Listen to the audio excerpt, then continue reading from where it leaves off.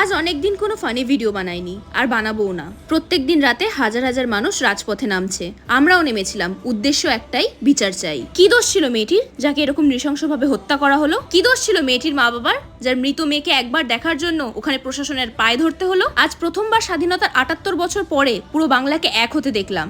এখানে কোনো হিন্দু মুসলিম নেই, কোনো নারী পুরুষ নেই, কোনো ইস্ট বেঙ্গল মোহনবাগানও নেই। রয়েছে একটাই স্বর, জাস্টিস ফর আরজি কর। হসপিটালের মতন একটি জায়গায় একটি ডেড বডিকে দেখে কেউ বলতে পারলো না যে এটা মার্ডার না সুইসাইড। এত বড় হসপিটালে কেউ এফআইআর করার মতনও ছিল না। এত গুরুত্বপূর্ণ ক্রাইম স্পটটিকে আমাদের নিরাপত্তা রক্ষীরা একটু আইসোলেট করেও রাখতে পারলো না। করে রাখতে পারলো না, না করে রাখা হলো না এভিডেন্স গুলোকে ট্যাম্পার করার জন্য? আসল অপরাধীর কোনো পাত্তা নেই, আর যারা পিসফুল ভাবে প্রোটেস্ট করছে তাদের উপর লাঠিচার্জ করা হচ্ছে। আর এই প্রোটেস্ট থামবে না যতদিন না দোষীরা শাস্তি পাচ্ছে। আর শেষ আমার একটাই প্রশ্ন, শাসক তোমার কিসের ভয়, ধর্ষক তোমার কে হয়?